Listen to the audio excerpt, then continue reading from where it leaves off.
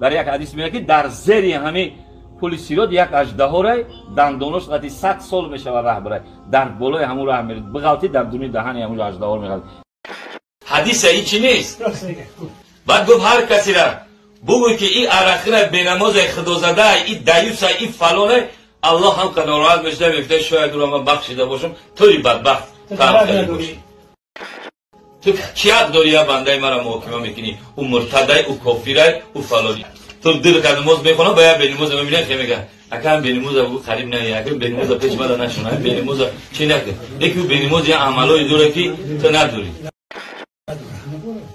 تو نماز میخونی نگی در دل دیا سگ مردگه خوک مردگه این نماز نمیخونه میگه میشنوه که یک هم بغل همجا و محتاج نون و چل میره و چیز در کسشه میبرونه میتکه میره چی که دل سوخ میگه